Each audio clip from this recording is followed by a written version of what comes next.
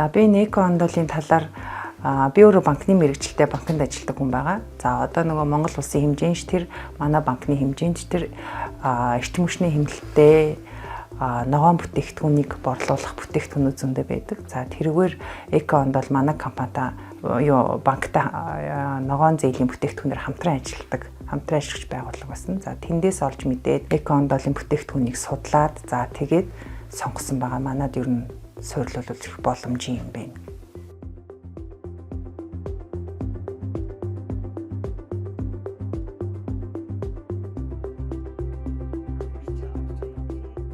Бусад халаалтыг бодох юм бол давуу тал гэхээр бусад шалны халаалт бол ерөнхийдөө ингээд судлаад үзэхэд зүгээр шууд нөгөө баррикадын шаланд орон тавьчихдаг байгаа байхгүй юу. Тэгэхээр энэ эко ондолын шалны халаалт нь болохоор шалны халаалтаа тавьчаад дээр нь бетон цутгадаг. Тэр нь болохоор яагаад надад айгүй зүгээр санагдсан бэ гэхээр бид нар хуучин нөгөө нэг ханан фишинг гэдэг юмтай байдаг гэсэн чинь монголчууд. За тэгэн гут тэр эко ондолын тэр цутгасан нь болохоор яг ханан фишингийн систем шиг санагдсан байхгүй юу. Халчаад дээдлийнх нь одоо нөгөө цутгасан цемент нь халуунаа маш удаан барьдаг. Тэр нэг айгүй том давуу тал санагдсан. Эрчим хүчний хэмнэлтийг жинхэнэ утгаар нь гаргах боломжтой. Хөнгөлтөө идэх өндөр оргилтой үед нь халаалтаа тааруулт юм уу? За яг хөнгөлт байхгүй цагаар нь халаалтаа бууруулж тохируулж болох юм цагийн хуваарлтын систем тавьж болохоор болсон байна. Тэр нь бас айгүй зүгээр ухаалган тий. Тэр нь бас их давуу талууд байгаа. Тэгээ бага насны хүүхдтэй учраас шаландыг өөр газраар айгүй их мөлтгдөг учраас тэндээсээ дандаа дулаан.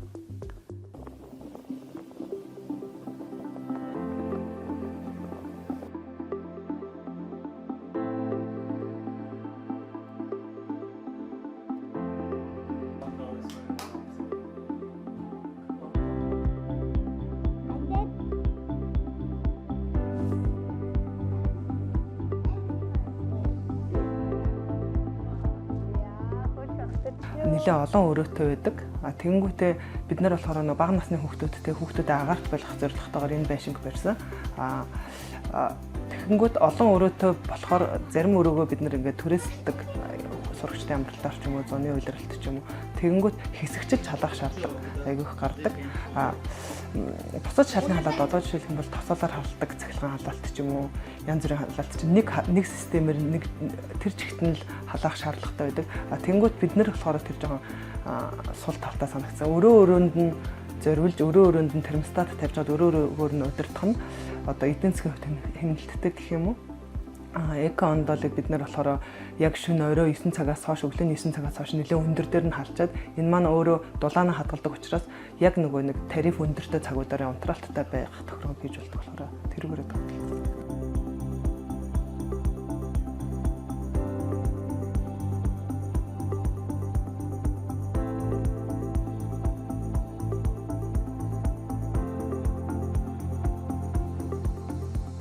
Манайх энэ байшин чинь 4 метр өндөртэй, нэлээд өндөр таацтай гэж болно. Тэнгүүтээ яг суурийн талбай нь болохоор 180 м2 байшин. Тэнгүүд сард ер нь бүх нийтээр нь халаагаа жигд халаах юм бол өсрээд нэг 2 сая төгрөг гарахаар байгаа. Тэгэхдээ бид нар зөвхөн ингээд амьдарч байгаа хэсгүүдээ ингээд халаад хахаар ер нь 600-700 мянган төгрөг Монгол төгрөгөөр гарч байгаа.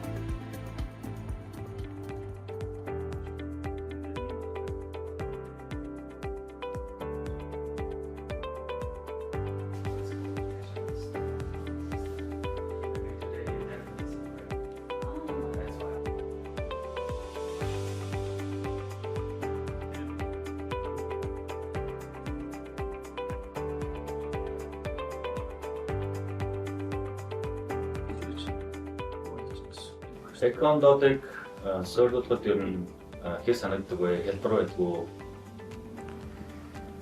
Маш энгийн хэлбэр байдаг. Гэхдээ бид нөгөө анханасаа бетон доогоор суйрлуулдаг болохоор анханасаа болгоомжтой хянуур хийх нь хамгийн чухал байдаг. Давуу тал гэвэл зөндөө л байгаа л да.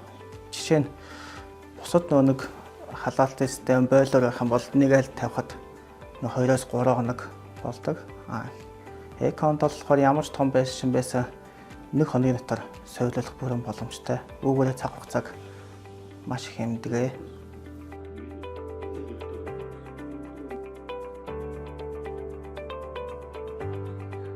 the most advantage is the customer no need to worry about the maintenance. That's very important for them because other heating system is easy to broke and they need to be maintained every time.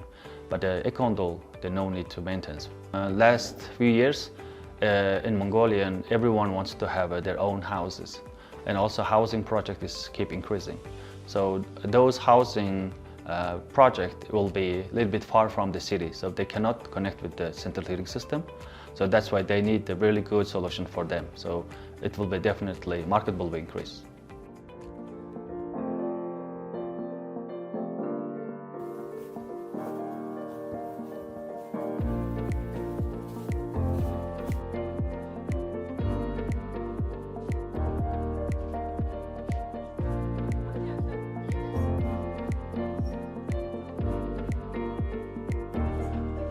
Би манх угаасаа энэ лагерын байшинтай тэр зуны байшин байгаад тэгээд өвлөх болох гээд бас юм шалны халаалт энэ төр сонирхчихсэн чинь найзандаа очисон чинь яг ондол ингээд халаалт хэрэглэсэн надад амар таалагдаад тэгээд тэнцэнээс найзаасаа мэдэж авсан.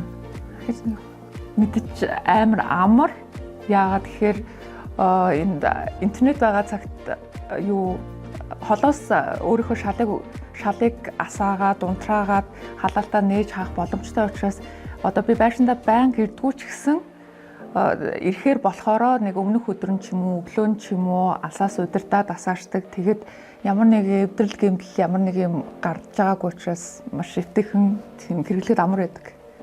Чи яг зуны байшин учраас өвөл ирэхээр угаасаа дайжлахгүй амар хүүтэн.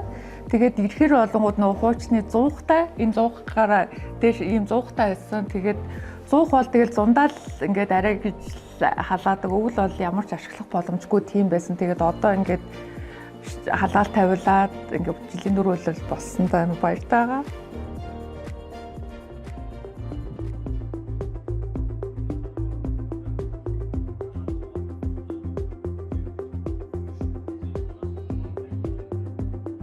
Юм судалсан манай хүн бит хоёр. Энэ байшинг барихын тулд яаж аштайхан, яаж эко, яаж тийм ээ бүх юмыг эрчим хүчинд хэмнэлттэй, цахилгаан хэмнэлттэй ингэж байх уу гэж сонгож жоод танахыг олсон. Эко онлонлыг олоод одоо минь биш бас хөөрхөн олон ач зээнэртэй ирээд энд бужигнж яхад ерөөсөө даарч хөрч байгаа нь нодлоо өвөл мөвлийн тэр 30-40 градусын хүүтэнд бол маш хангалттай байсан. Үнэхээр зүгээр нэг 20 хэд дээр 22 3 дээр тавьсан багт хангалттай. Илүү хэрэггүй байсан. Энэ бол чанартай байсан. Үнэхээр энэ ч бас нэг солонгос гэсэн тийм. Бас эко ондолын давуу тал нь бол битүүрийн сонгосон тал бол эднийх бол шалны халаалтанда бетон дотор цутгадаг. Хамгийн аюулгүй талаасаа тэгээд тэр нөгөө ган хоолойн дотор байдаг. Ямар ч аваар усалдаггүй. Тэгээд халаалтаа удаан барьдаг. Бетон дотор сунгасан болохоор юу яг халахтаа бол 2-3 цаг болдог. Тэгээд тэрээс хойш бас унтраасан байсан ч гэсэн нэлээд удаан байдаг. Ягаад гэвэл нөгөө бетон суулгаад дээр нь шал байгаа болохоор үнэхээр давуу талтай